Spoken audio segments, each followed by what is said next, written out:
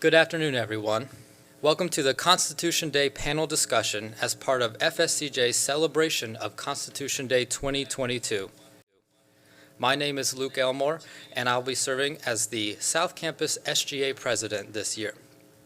I'm joined by Kent Campus SGA Senator Megan Freely. She will be inviting students and anyone who wants to come up and ask questions during our discussion time. Also, South Campus SGA Senator Murdanya will be serving as the timekeeper and handling everything with our online viewers.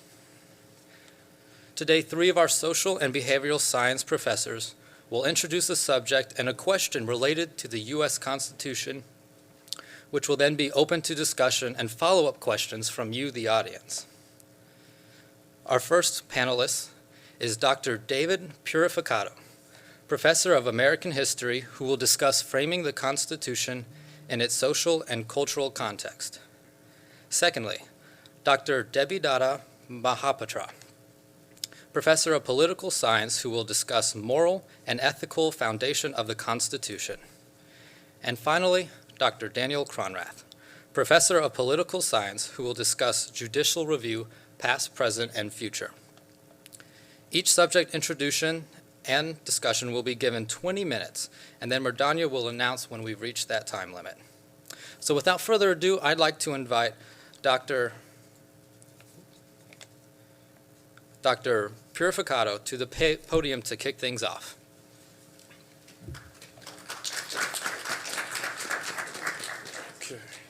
Okay, so what we're looking at is the social and cultural context of the Constitution. We often think of the Constitution as like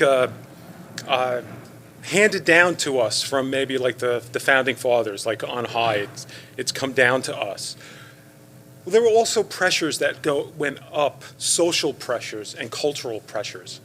The change from the colonies to the states was a big one, and it changed the social and cultural fabric of the British holdings that became the American states. So coming out of that change is when we get the Constitution we know today. And it continued after the Revolution. So the question is, did popular sentiment contribute to the formation of the U.S. Constitution? Or was it just a top-down document? Oh, here we go. Well, what I want to do is set up what was going on right before the changes.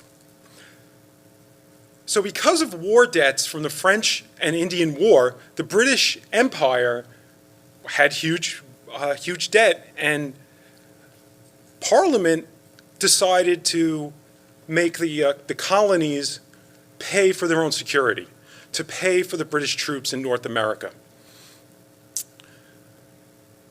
So there were all these different acts. I'm not going to go into them, but Parliament went through a whole series of acts to raise taxes. They had resistance from the colonies. The colonies resisted the right of Parliament to tax them. Many in the colonies thought that it was only the colonial assemblies that had a right to tax them. And what that is a pressure between the center and the periphery, the metropole being London and the periphery being the colonies who were so far away. The colonies who were so far away resisted the idea that a distant government could tax them. Wrong one.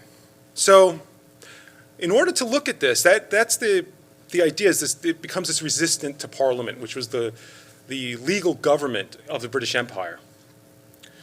But we need to keep in mind that in the colonies, they started to form a new kind of society.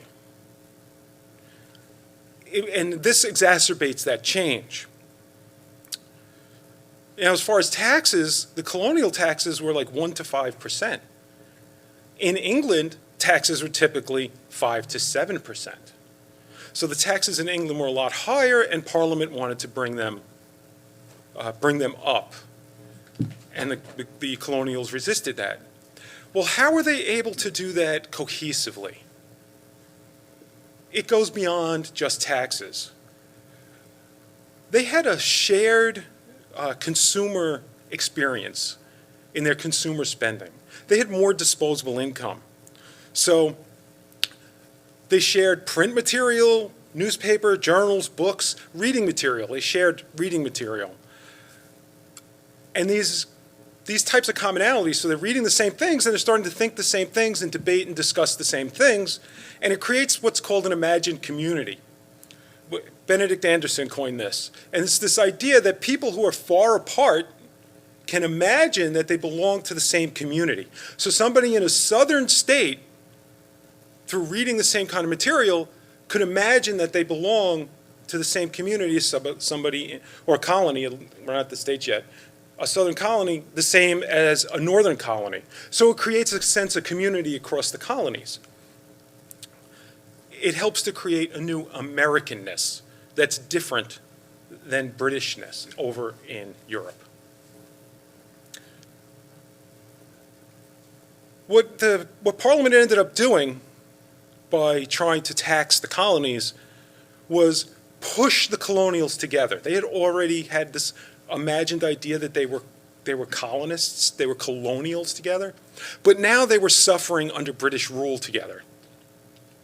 So what ends up happening is elites, farmers, artisans, shopkeepers, merchants, all these different classes that wouldn't interact start to interact because they have a common cause. You can see from the illustration there, this political cartoon is showing what looks like a blacksmith talking to a well-dressed man. Now, normally they wouldn't interact in colonial society. However, they have a shared grievance. But it's also important to remember that that shared grievance is that they're British subjects. All the way up to the Revolution, they were fighting because they were British subjects. They were in the colonies, but they believed in British liberty. They were subjects and they thought they were being mistreated under British law. Parliament, well, Parliament saw that as they were subjects and they just needed to do what they were told. They just demanded compliance. So what ends up happening is all of this energy gets refocused through common sense. Common Sense was a pamphlet written by Thomas Paine.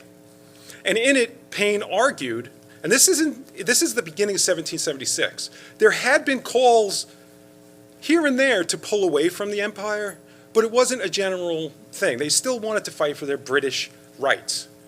Paine wrote that they should start an American republic.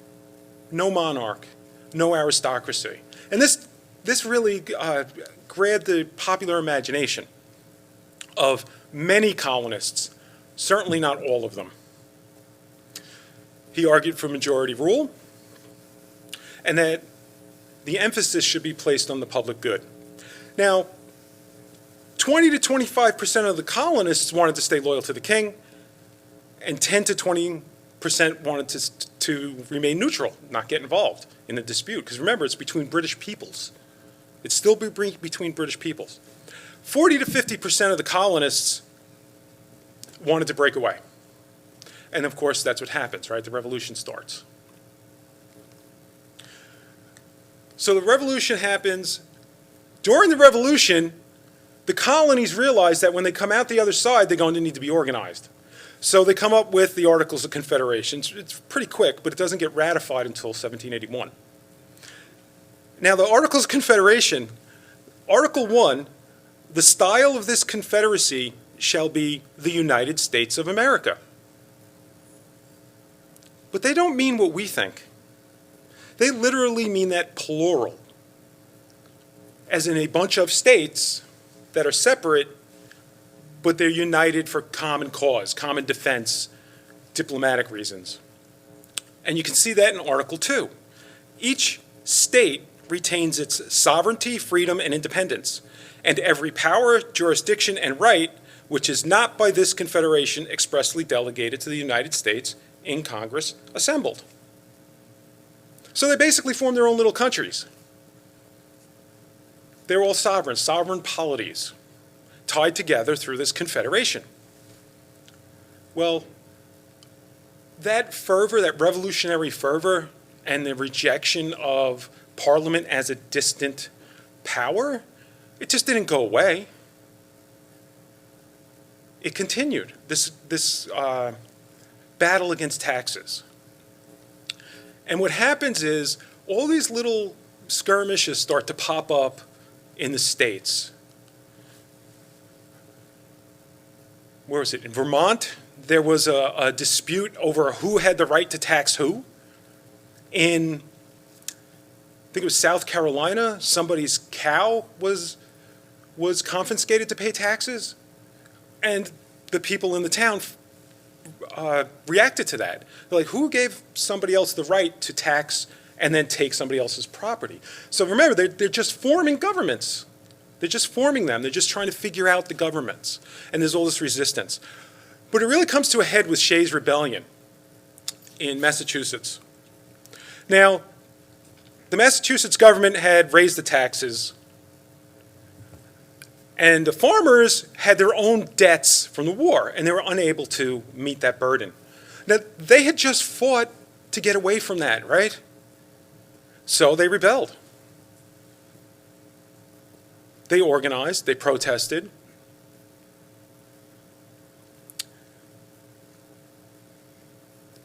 Again, they had developed that shared culture. They had developed that shared resistance. So they're able to organize on some degree.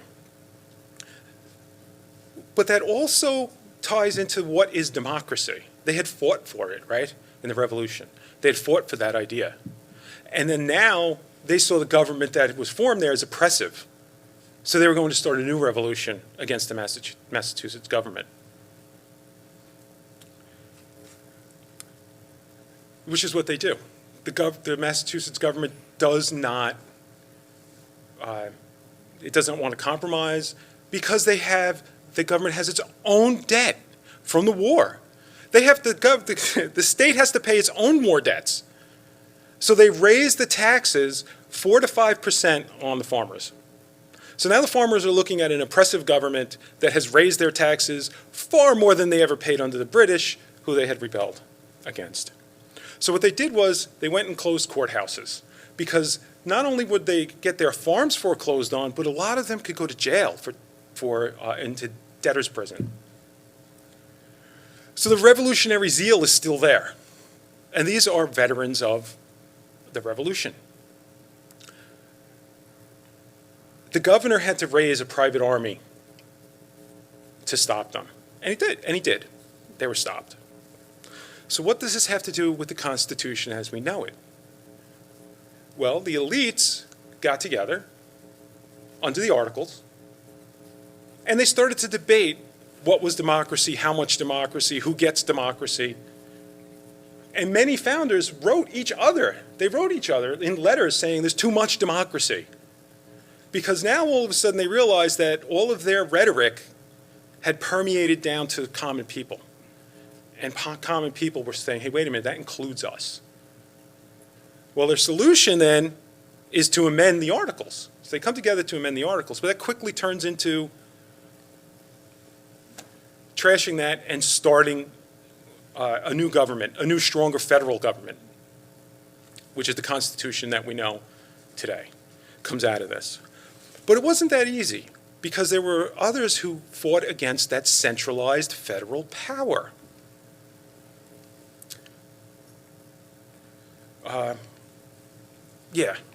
So I got ahead of myself. So they were talking about who gets democracy, right? I went through all that already. So how would they do it? Through representation.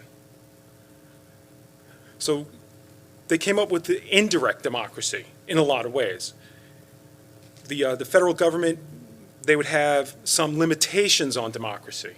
They would put some limitations on people being able to have a direct effect on the government. And that comes out in the structure. The House of Representatives is 2-year terms, only 2 years, and they're directly elected. And this is when they set it up. But the senators would be appointed by state legislatures. So that's another layer. So the people in the states would vote for their state legislatures, and then the state would vote for and appoint senators. And then those were 6-year terms. That doesn't change until like 1912, where it becomes a direct election. And then the president, of course, would be for 4 years. Through the Electoral College, which is another layer of control on that democratic fervor. The Electoral College, the president is elected through the Electoral College, and the electoral votes are the sum total of the representatives and the senators. So they do this because of that upward pressure from the revolutionaries who had seen what they were doing with the articles and that they had the power was put out to the states. So after the revolution, they had realized that they were included. So then the Constitution tries to tamp that down a little bit. But like I said, not everybody was on board among the elites. George Mason was one of the leaders of the Anti-Federalists. The Federalists were in support of a strong federal government, and the Anti-Federalists were questioning this idea of a central government because they're thinking in the terms of what they had just separated from, right? Parliament was across the sea. Parliament was the center. The colonies were the periphery. Now, if you have a federal government, a strong federal government in one place, let's say New York, where the first federal government was established in New York. What about South Carolina? They're pretty far away. So they have all these different issues. One of the issues that they also had was that the Constitution didn't define rights. And there was an argument between if you define the rights, then they're limited to that definition. If you leave it open, it's open to any rights. But they come with a compromise. And they compromise on the Bill of Rights. And the first 10 amendments to the Constitution are the Bill of Rights. So some of the signers, the Anti-Federalists didn't sign. Some of them did with the expectation that the Bill of Rights would be added. And that would protect all of the people who had been, I don't want to use Wood's words, all of the people who had been protesting and all of that little bit of unrest, and they give it a little bit of separation. So what we end up with is the Constitution we have and the Bill of Rights, making it a flexible document that could be amended. It can be changed and to meet the needs of society. And we can see that if you look at the amendments over time. As things change, you get more amendments to address those changes in society. And this is the longest surviving constitutional document in history. So, yeah, that's it. Well, that's not it. It still goes on. What I'm done.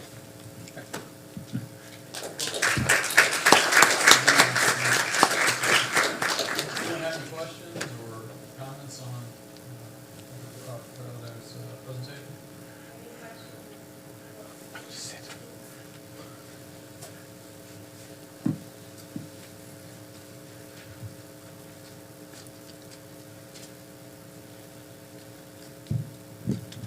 Just in context, in the, oh, yes.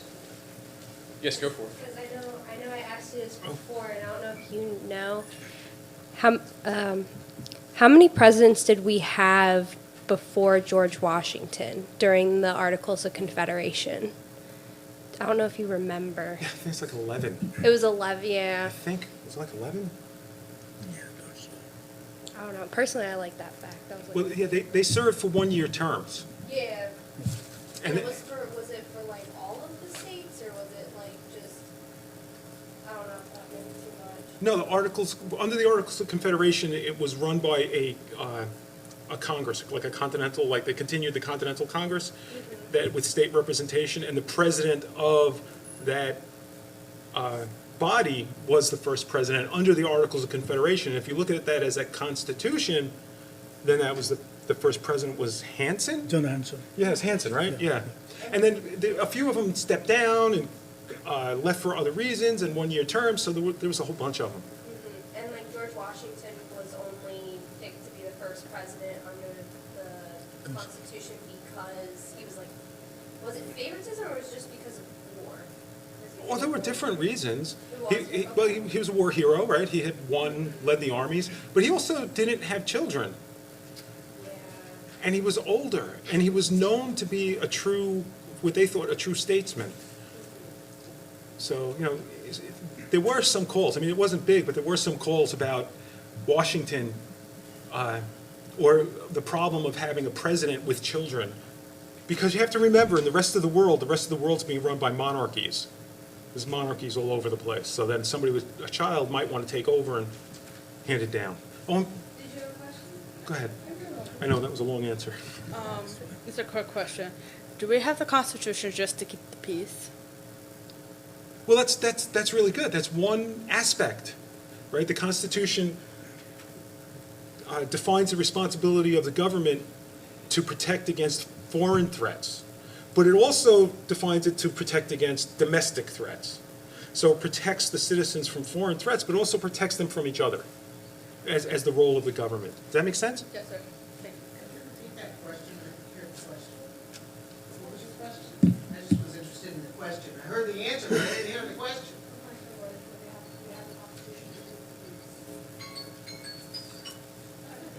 Can you repeat the question so the audience watching online? Okay, so the question was, do we only have the Constitution to keep the peace? Okay.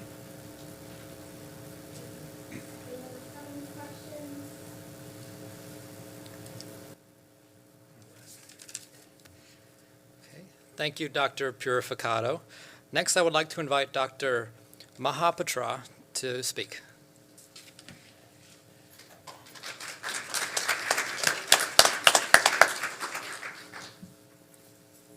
Hi, good afternoon. Excuse me. So I will speak about the moral and ethical foundation of the Constitution. So can you all hear me? Okay. So think of this. In our times, a lot of developments happening now, a lot of political developments. But my goal is to take you back 200 years ago. So think of this like you are climbing a mountain or you are going back in a time machine. So I want to provide a wider, larger picture of our country, of our society. So go back to 200 years of the time of the founding fathers. And think of this, if you are a founding father and if you are signing the Declaration of Independence, then you are a traitor because you are fighting against your own government. But we all know that founding fathers were all patriots. But we have to keep in mind the kind of struggle, the kind of difficulty, trouble they had to undergo to fight against the mighty British Empire. There are two major arguments when you talk about founding fathers. One, that they're all united because they had their selfish interest. They're all elite people, rich people, and they had their own business interest. But at the same time, there is another argument that the founding fathers, they were concerned about dignity, freedom, democracy. Right? So I'm talking about that larger, wider vision of the founding fathers today. And one more thing I also want to bring to your attention that for the founding fathers, they had no example of democracy. Right? If you talk about democratic form of government, we had a couple of examples at the time of the Greek times, like some of the Greek city-states, they had democratic government. But if you look at medieval time and afterwards, America, the United States of America, is the oldest democratic country, or the first democratic country. So we have to think about that. When you talk about the founding fathers, they were trying to experiment in democratic form of government. So this kind of novel idea, and that is something we must think about. And so when I talk about moral and ethical foundation, so we have to think about the philosophical moral influences they had. So there are many influences for sure. I think my colleague, Dr. Purificato, talked about some of those ideas, but I will elaborate on those. There are many, many influences. For example, Greek thinkers, Enlightenment, social contract theory, Immanuel Kant, Montesquieu, Tom Paine, that there are many, many influences, and I will speak about some of those influences on the founding fathers. And if you look at the Federalist Papers, particularly the paper number 49, it talks about Plato, the Greek thinker, and the term the paper used is enlightened region, okay? And Plato talks about philosopher king. So basically he talks about the king or the ruler must be a philosopher, okay? So in modern terms, what Plato would say, a prime minister or president must not be a leader, but also at the same time, he must be a philosopher, he must be wise, he must be virtuous, okay? And Immanuel Kant, another great thinker who influenced the founding fathers, I particularly like Immanuel Kant because he talks about every individual, irrespective of race, color, ethnicity, has moral worth or dignity, okay? Every individual has dignity, and we cannot use individual as a means because every individual has dignity and we must respect that. So Kant talks about moral duty and moral self-worth of each individual, and I think that also influenced the founding fathers to a large extent.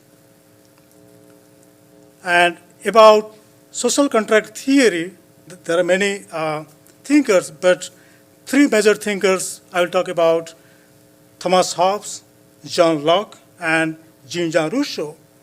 And all these thinkers I'm talking about now, social contract, Immanuel Kant, Montesquieu, they belong to the period, what we call Enlightenment period. And the core argument of Enlightenment was that it is the reason or a rationality which is more important than superstition or blind belief or dogmatism. So all these thinkers, all the Enlightenment thinkers, they emphasized on scientific temper, scientific inquiry, and human reasoning. So they did not give importance on superstition or some kind of mystery, those kind of things. They all talked about scientific thinking. The famous saying that "I think, therefore I am," said by the famous philosopher Descartes. That is one of the basic Enlightenment credo, and which influenced all these thinkers, and in turn, they influenced the founding fathers. Okay, so the core argument of social contract is this: that individual is free, individual is rational, and he decides, or the people together, because all the people are rational, they are free thinking, they all come together and they decided to make a government. So government is a creation of the people. It is not some kind of divine right or some kind of king who has absolute power. So social contract theory taught the founding fathers that it is the people, or it is the founding fathers representing the people, they are creating the government. Okay? And among all these thinkers, most influential was John Locke. John Locke talked about natural rights. He talked about three rights: right to life, liberty, and property. Okay, and if you look at the Declaration of Independence, there are the words that right to life, liberty, and pursuit of happiness. So that is a kind of clear imprint from John Locke. And John Locke talked about limited government, that government doesn't have the absolute power. Okay? If the government infringes or takes away my right, my natural rights, I have absolute right to change the government. And he even gave the right to overthrow the government or right to revolt. And in modern terms, we can say that the idea to change the government, to elect new representatives, governors, or president, those ideas actually came from John Locke. So he was the most influential thinker to shape the ideas of the founding fathers.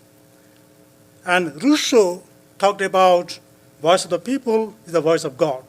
It's the people who are most important. It's not the rulers. And when you listen to Abraham Lincoln, the Gettysburg speech, he talks about government of the people, by the people, and for the people. I think those ideas, you can say, was directly influenced, what I believe, by the ideas of by Rousseau. And Montesquieu talked about separation of powers.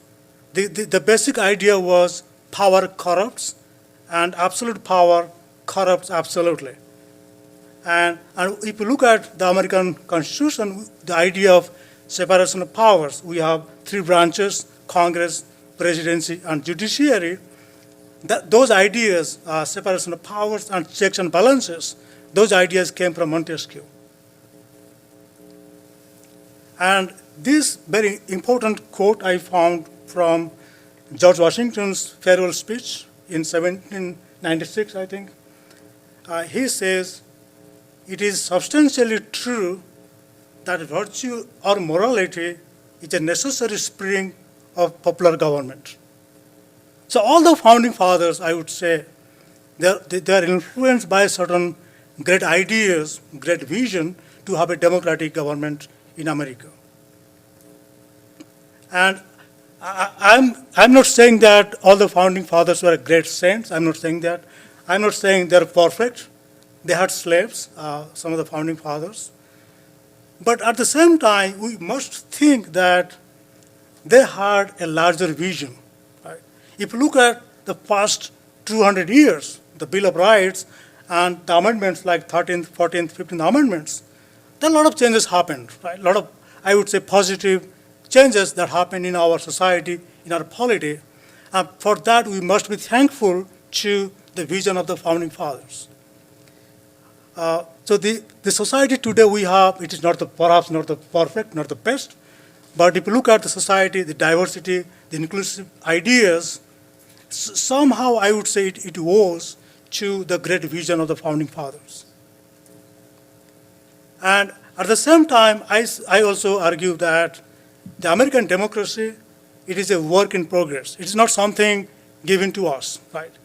As part of the society, as part of the same vision, we are, in a sense, torch bearers of the founding fathers' legacy. It is not kind of, they gave us democracy and that's all. Because as part of the society, as part of the polity, it is our responsibility to carry on that torch of that vision forward. So we must play our moral part, our moral responsibility to ensure that that vision is still vibrant and dynamic and is working.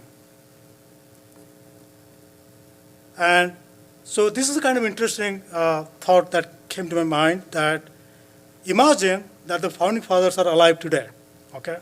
So they are with us in our society today, and do you think they would frame the Constitution the same way they did 200 years ago? So with this, I think I'll stop. Thank you so much.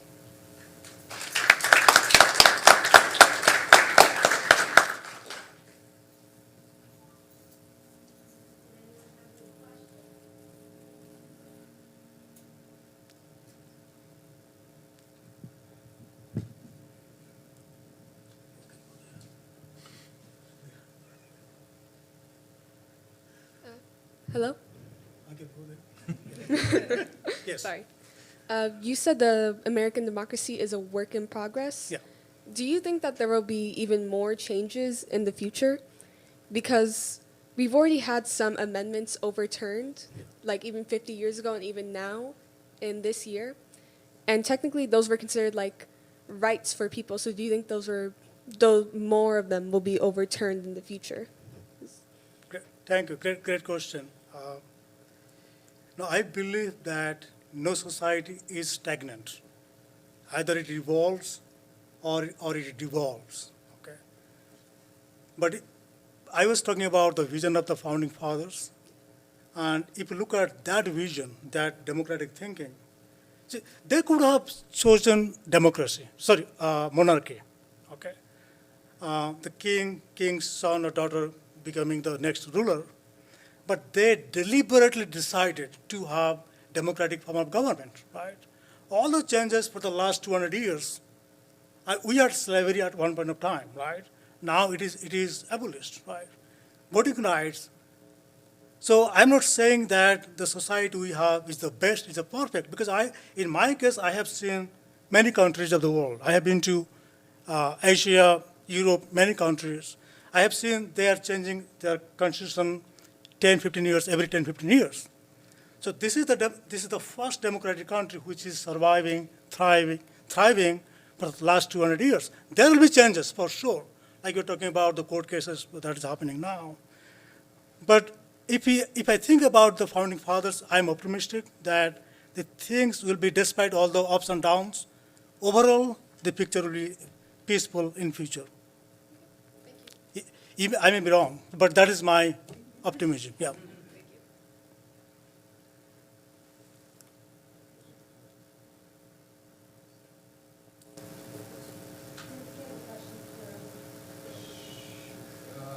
Maybe, yeah, just go up there and ask the chair. No, just pick.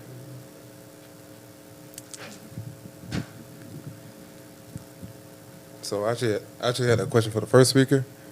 What was the reason the colonies were established in the first place? Please say that again? What was the reason the colonies were established in the first place?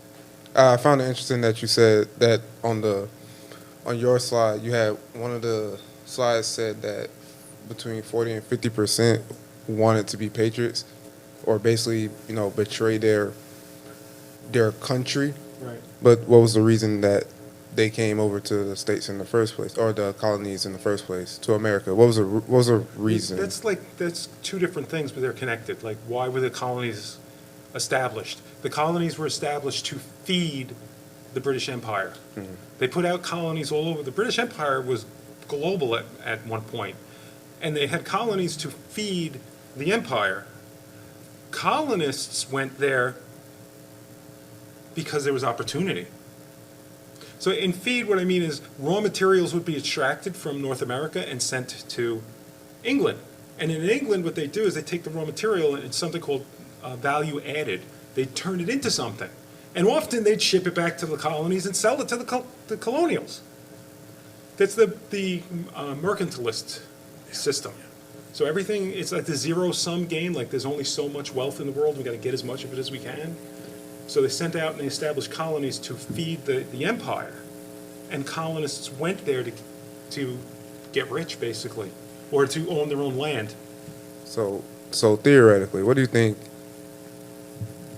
the solution would be for Britain? Like, if basically, well, what I'm understanding is that the British basically lost the colonies in the States. They lost because they mistreated the people of the colonies. That's right? difficult Or no? because the British didn't kind of lose. No. Like, British basically decided that it wasn't worth it, and they had interests in other places that were more valuable.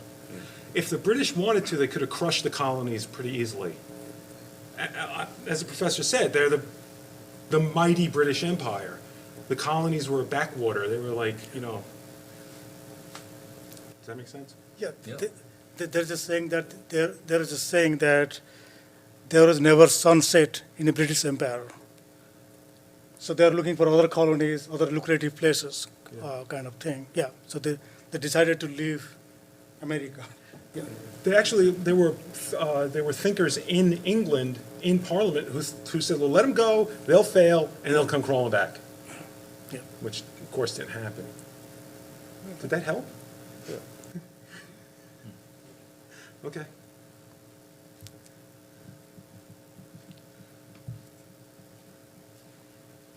We have a very quick question. So I know this gets sound ridiculous, but for the founding fathers, are they the ones who founded the United States of America, or the ones who helped rule the United States of America? Yeah, that's a very interesting question. So in the order of developments, like if you look at, I mean, I think you talked about that, how the idea developed, right? Yes. But the country of United States of America, the nation as we have today, right, certainly that owes a lot to the founding fathers. Okay. So you can say, like you are talking about, that like taxation, people are talking about why we'll pay tax to the government. So the idea of togetherness, the compactness, certainly they came before the founding fathers. But the idea of organizing the whole country, all the colonies, into one single American identity, and the vision of the country, democracy, constitution, all those things, certainly they owe a lot to the founding fathers. Can I just add to that? Yeah, did I answer that? Oh, thank you. Can I just add to that? Yeah, So it's also important to remember that we're not talking about the way that we think of it. yeah, The way that we think of it doesn't really happen until after the Civil War. Prior to the Civil War, there is this idea of an American nation, but it's more about the states. yeah. Where they would call it, the common literature, you'd see somebody talk about these United States. And like I said in the presentation, they meant it literally, plural, these United States. Today, we talk about the United States. Yeah.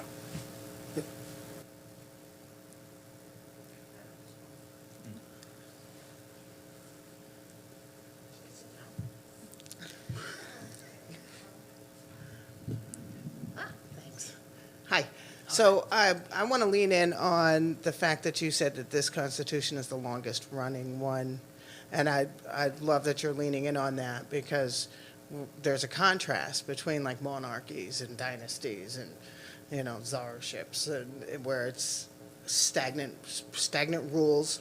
You know, the only way to undo the king's verdict is to, you know, slice a finger off or something, you know, whereas they made this document to be an elastic document, knowing that life was going to change. And I really like Oh, that. yeah, thank you. And even, I mean, in a sense of humor, I tell my students, probably you'll write more writing assignments than the Constitution. It's a tiny document, right? But at the same time, that's why I'm talking about the vision, right? The moral and ethical foundation. And I think that somehow endures, that survives despite all the challenges. So thank you for saying that. Yeah.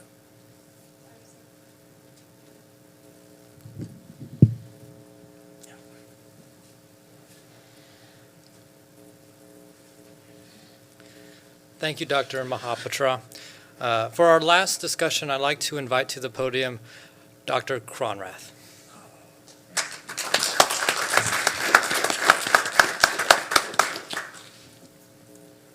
Listen, thank you very much. It's good to be here with you today.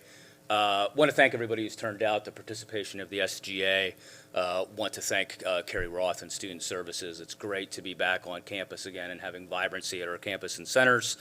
So please feel free to come out for future events, which Kerry has, because we have a lot of things going on our campuses today. Last little bit of follow-up to that question. I kind of laid out of that for a second. Aren't we glad that we didn't take Thomas Jefferson's advice and dissolve the Constitution every 19 years, which was one of his last ideas, because he thought it was immoral to have the next generation live under the rules given to it by the previous. So we're sitting here today talking about the longest Constitution. We very well could have been on what? Outnumbering the French by now. We could have been on our 19th or 20th, for all we know. So listen, my topic today, and the question is what is judicial review? And I'm referring to judicial review to our purposes today as being a supreme power grab by our Supreme Court. Not to carbon date any of you in the room. A lot of you are on the younger side. You may not know who He-Man is. You may not represent or know what the hand is from who mourns for Apollo from Star Trek, the original series. However, the whole idea here with using these images is that when the Constitution was written, Article 3, which established our judicial branch, did not specify or actually give our Supreme Court the power of judicial review, which we know today. There was a question earlier regarding changes in our case law recently, and I'll get into this at the end of my presentation, regarding Roe versus Wade, and then the subsequent Supreme Court decision this year in Dobbs versus the Jackson Women's Health Organization in Mississippi. We know that these changes in our society are a reflection of the Supreme Court using its power of judicial review. So let's first talk a little bit today about, I have to lay a little bit of the framework since it's Constitution Day. What is judicial review? So we'll talk about the origins of our court quickly. We'll talk about the Judiciary Act of 1789. We will get into the landmark and what I would argue, I don't know if my colleagues would agree, the most important Supreme Court case we've ever had in the United States, which is Marbury versus Madison, which gave us in the Supreme Court this power of judicial review. We will talk a little bit about the Second Amendment and reproductive rights, which have been two recent issues in our nation: gun ownership, the Second Amendment, and then reproductive rights, bodily autonomy for women, and the issue of choice in the United States relative to judicial review. And then I'll have some concluding thoughts for you based on just my opinion. Okay. Article 3 of the Constitution states what? That the power should be vested in one Supreme Court, and that Congress may from time to time ordain and establish. Very interesting for you to note that while Article 3 of the Constitution sets up our Supreme Court, the size of the court, for example, is determined by Congress of the United States. When the country started, I believe we had 6 members of our Supreme Court, okay? There's a great decision. Let's have an even number of people on the determinative court in the land, right? So it was only in 1869 that we actually finalized and set this number now at the modern day number of 9. The court possesses what we call both original and appellate jurisdiction, meaning the court has the ability to go out, this is an assumed ability by the court, mind you, to go out and find a case that it actually wants to hear, okay? To find a case that the court wants to hear. But typically, it uses its appellate jurisdiction power, which means it waits for a case to wind its way through the court system before the Supreme Court can weigh in on that case. Very important to note, however, that in order for a case to be brought before the Supreme Court, either through original jurisdiction, if the court goes out and plucks a case that it wants to hear, okay, or if it's an appeal, which comes to the Supreme Court, the individual who's bringing this case to the court has to have what we call standing. Okay, the Supreme Court doesn't just walk on its front porch in D.C. and say, today we are going to roll back Roe versus Wade. Okay, somebody actually has to be a plaintiff with standing to bring a case before the court can use its ability of judicial review to act upon legislation, to act upon executive orders, to act upon administrative orders coming from our bureaucracy and those agencies of our government that we say have quasi-judicial powers, such as Social Security or the Labor Relations Board, for example, in the United States. So, Judiciary Act of 1789, what does it do?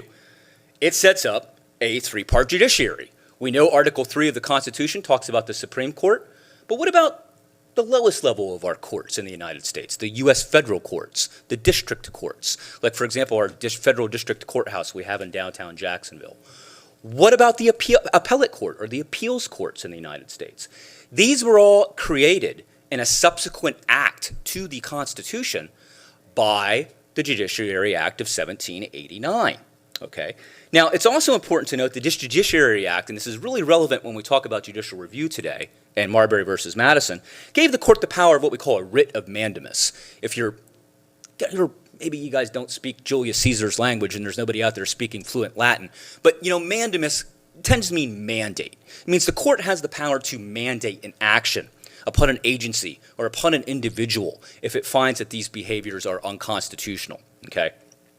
So here we got Marbury versus Madison. Who are these two guys? Well, hopefully you've heard of James Madison.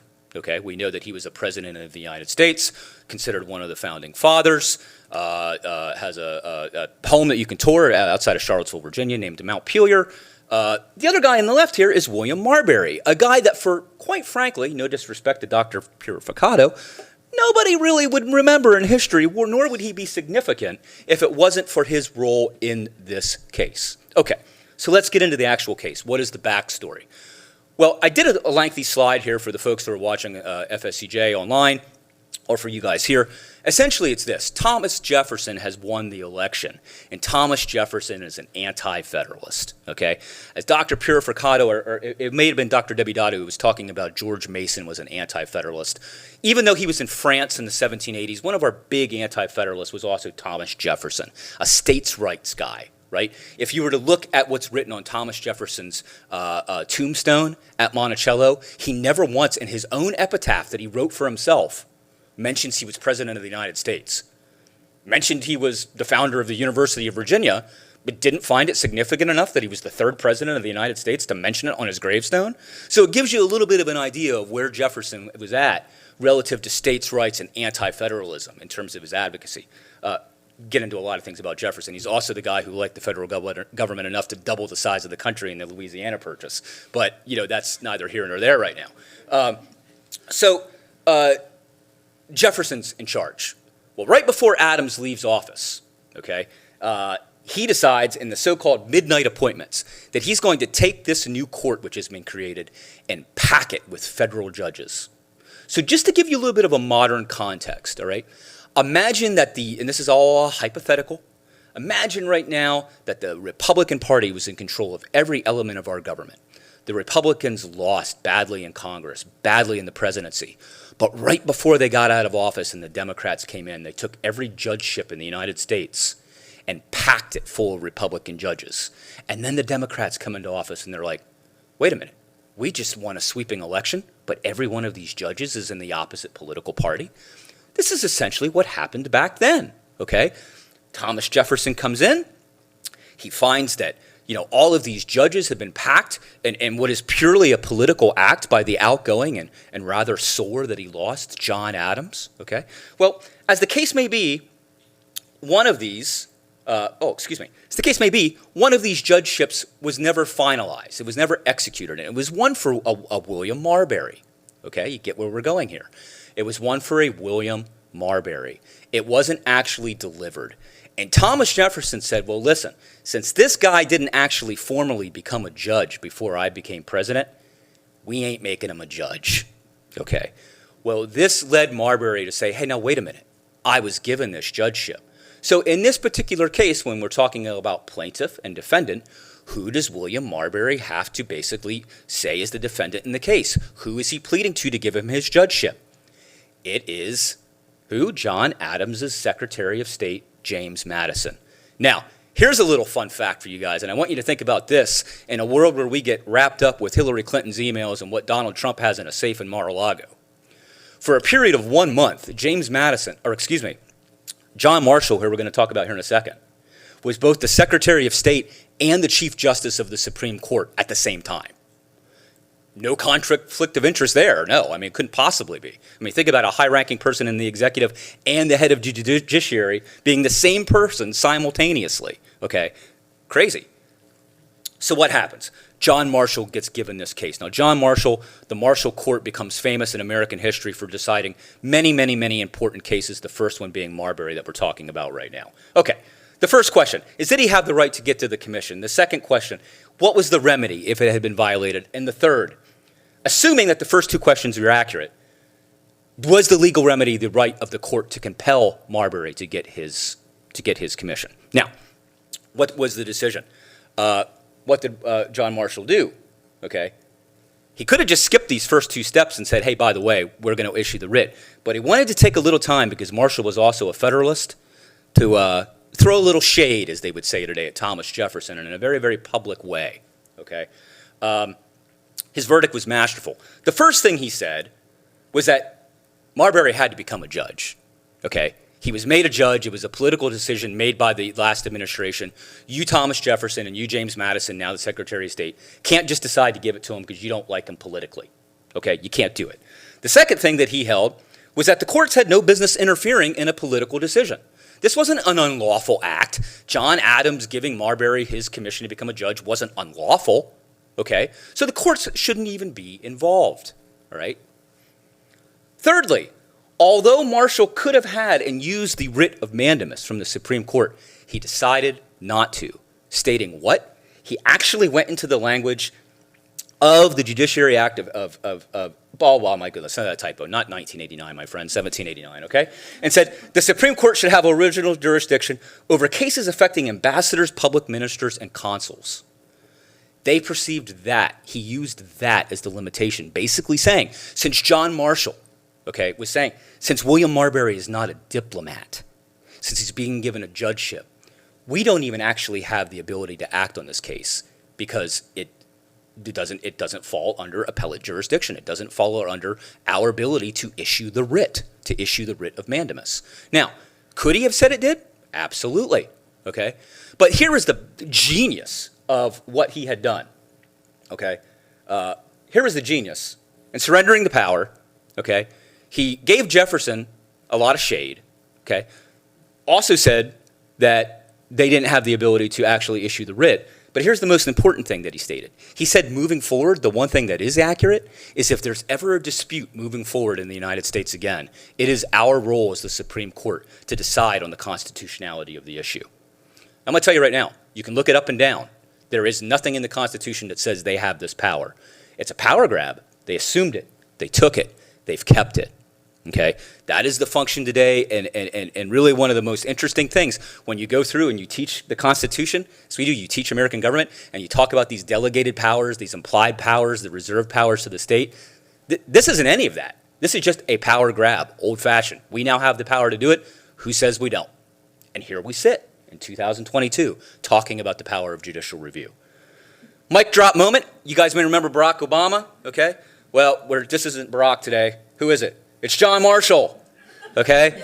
He is the guy. He is the man. He is the mic drop moment because he got it done. So what is judicial review? It is the power of the court to review legislation, executive actions, okay? Assumed.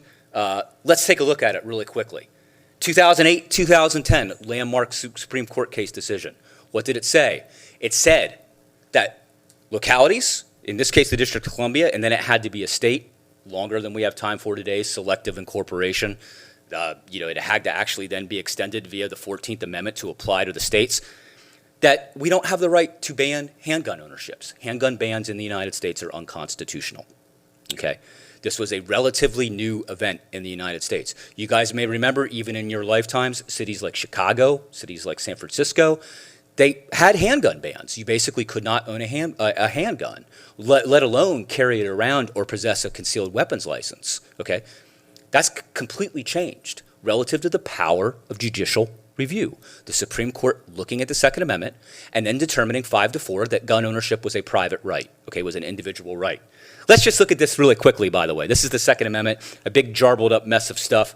A well-regulated militia being necessary to the security of a free state, the right of the keep and bear arms should not be infringed. Purposely convoluted. Makes no sense. Modern English, there's 4 independent thoughts going on here jammed into one, okay? If you go into the NRA headquarters today in Virginia, you will walk on the floor and guess what you'll see? The entire first part scratched out, and it just says the right of the people to keep and bear arms shall not be infringed, okay? That's what you'll see on the floor, literally, ... and then there it starts, okay? What do we call this? We call this the introductory phrase and the operational phrase.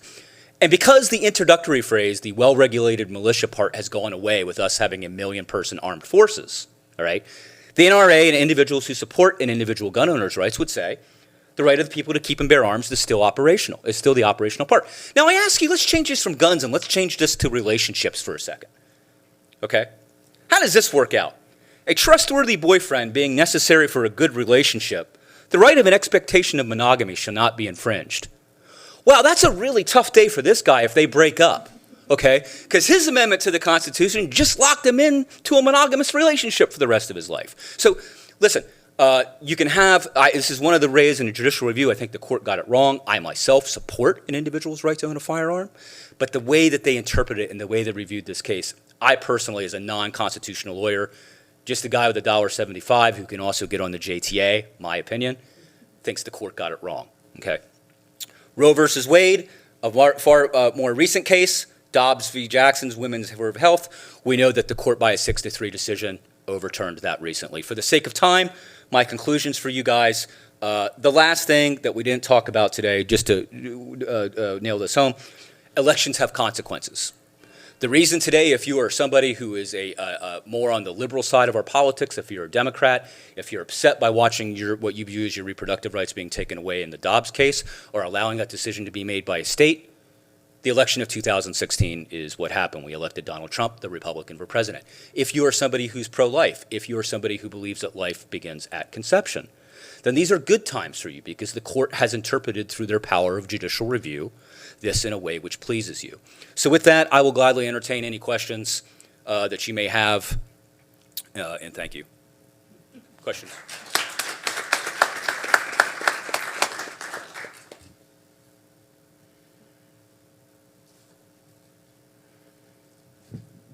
In the back had a question too. She had one earlier too.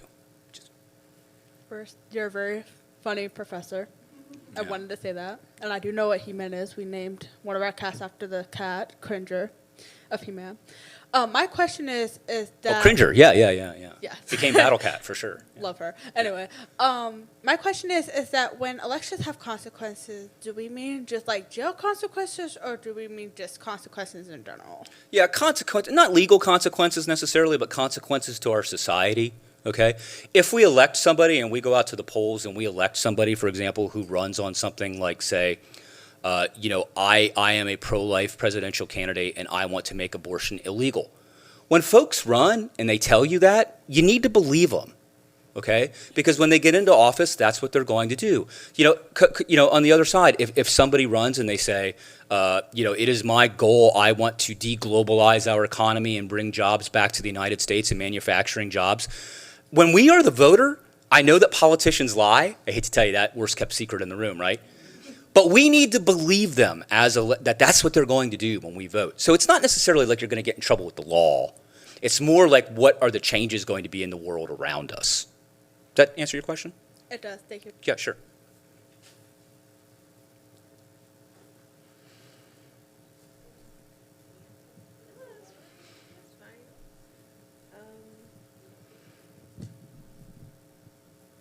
Hello? I gotta get close to it? It's on. Oh, okay. So earlier you said unlawful. Is that the same thing as illegal? Yes. Okay. I was like a bit confused because you had switched between the two, and I was just like, okay. Also, what's the difference between a non-constitutional lawyer? What is that? Oh, yeah, sure. I mean, we have, if any of you someday want to get out of FSCJ, continue with your education and become a lawyer, any law school in the country is going to make you take a class in what we call constitutional law or con law, where you're actually going to have to go back and, go through the Federalist Papers, paper by paper, look at what the intent of the framers do. Believe it or not, as boring as this may sound, some people choose to do that for a living. Become constitutional lawyers and actually go through and become experts, okay? Because their whole thing, and the whole thing they focus on, is trying to go back, study the words of the framers, the founders of our Constitution, right? And then try to interpret what they think often would be their reaction to a modern day issue. Dr. Debidatta had said, what would the founders of the Constitution think about today? I would argue, and maybe you would agree with this, Debidatta, that that's one of the things that constitutional attorneys try to do. They try to use their expertise to project what they think that the founders would think about, things today, things that are going on. Okay, and I had one last question, because when you were talking about that, when you just referred back, it made me think of how every now and then you'll see online that Texas is trying to remove themselves from the United States. What does that mean what does that mean? Does that mean they remove themselves from the Constitution? Yeah, well, yeah, it means that they would basically be trying to do the same actions that the South did at the beginning of the Civil War in 1861. They're trying to remove themselves from the Union. This is probably more of a history question per se in terms of the mechanics, but Yeah, it's also would be the same actions that the revolutionaries did during the American Revolution. Oh. And we should keep in mind that Texas was its own country before it entered the United States. So it's not that simple. do you want to keep Texas? Should we fight for it? No, just. But no, it's exactly right. It's exactly right. I mean, all of these states at one time joined willingly. When they joined the Constitution, they did so of their own free will.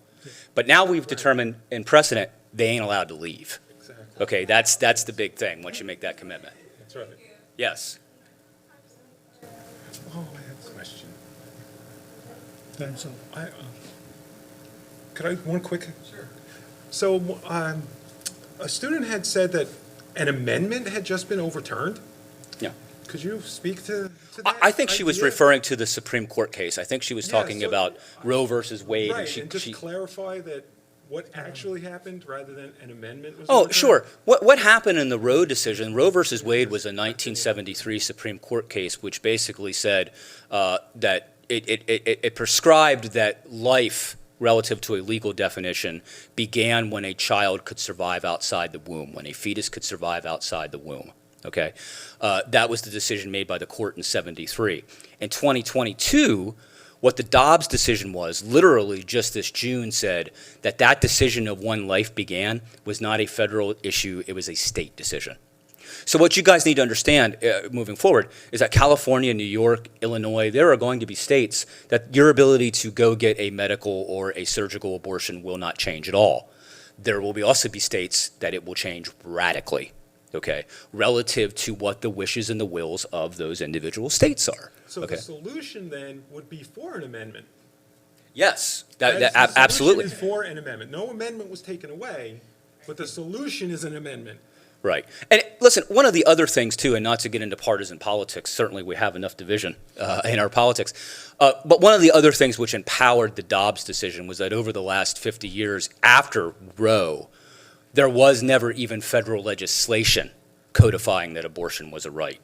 It sat out there for around 50 years without Congress ever getting around and saying, you know what, this is the Women's Reproductive Act, this is the whatever you want to call it. So it actually made it a lot easier for the conservatives on the court to overturn Roe because there was no federal legislation or legal precedent defining what it was. Okay. And I'm going to tell you this, my personal views aside, I know a lot of people who are actually pro-choice, who are political scientists, and they have a pro-choice view, who actually think the court got it right because relative to the Constitution and the constitutional interpretation of this.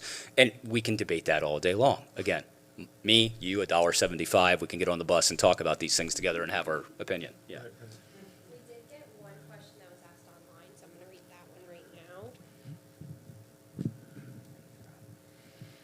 now. The person asked, how do we suggest that the everyday person become more involved in our own government, or what could we do to start small? Okay, I'm going to answer this, and then I'm going to let maybe Debidatta take a crack at this as well, or Dave if you wish, but I think it's probably more in Debidatta's wheelhouse. The first thing that I would recommend to everybody in this room is that your participation in government goes beyond voting. All right, I want to make this very, very clear. We have had this construct going back to when I was a child growing up with MTV in the 1990s that if all you did was rock the vote and go out and vote, your job was done. Your job ain't done. Okay, there are meetings, there are issues that you can go, that you can share your voice, you can organize. I can tell you as somebody who has worked in the state legislature in Pennsylvania and somebody who's worked for the mayor's office, peripherally for the city of Jacksonville, when you email your city council person, they see your email. I can't tell you how many times, especially at the local level of government, that if you've ever heard the expression, the squeaky wheel gets the grease, okay? From small ways, working your way up. You can be the change that you want to be. So don't just fall into the cynicism of billion-dollar America and the fact that you may feel like we're living in an oligarchy, Dave, and that our politics is actually purchased today by corporations. Because at the lowest level of government, in a lot of ways that really matter to us the most, one email, an email from all of your family members, an email from everybody living on your street. You'd be shocked at the amount of what you can get. Because remember, your city council members and your state reps here in Florida, they shop at the same Publix you do probably. Okay, they have to see you. They're not figures like, DC creatures up there in the swampland hiding in foggy bottom apartments. I mean, you can see them. They're around. So, Debidatta, any? I think it's a great question, and thank you, Dr. Cronrath, for adding to that. No, I think, the answer can be very simple and powerful, that we almost think this is our society. Okay? It's our society, our community, right? Our people. So I think I was talking about the vision of the founding fathers. And that was the vision we must think about. It's not about, I am fine, I don't care about others. So that kind of belonging, that kind of sense of belonging, this is my society. And in that context, I remember the famous saying of JFK, don't ask what the country can do for you, think what you can do for the country. So that kind of spirit, that kind of mentality, it must percolate down to every individual. And when you think that, like, we breathe the same oxygen, we breathe the same, same kind of, we all live in the same, what I call, social milieu, the same environment, right? And when you have that mentality, we can do something for our society. And to give an example, if I'm walking and I see some trash on the roadside, and I pick that up and put in the trash can, that can be a very first step to do something for my society. And so the key thing is that the mentality must change, the mentality that I don't care. So instead of you, it should be ours, our society. I think that is most important. Let me echo that. A positive tone, not a negative tone. If we don't exercise ownership over our country, somebody else will. Somebody else will. And that's, yeah. Can I just add one thing? The only thing is excellent points. The only thing I would add is to actually find out what the issue is. In our society, with media, the 21st century, internet and everything, to actually do some research and find out what the issue actually is, like the point of the decision, the Roe v. Wade decision was a Supreme Court decision. It wasn't like a constitutional amendment. You know, that kind of misunderstanding could lead you down a path. Just to understand, find out what you're passionate about, get involved. Yeah. But learn about the thing. Don't just accept received information. Listen, y'all, I'm going to speak for all three of us. We had to go through college at a time when we used an actual thing called a card catalog and microfiche. Okay, you guys got this cheat box called the internet. So there's no excuses for not educating yourselves. Right, exactly.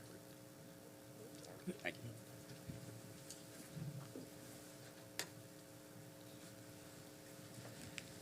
Thank you, Dr. Cronrath. And can we just give everyone a big round of applause for our panelists?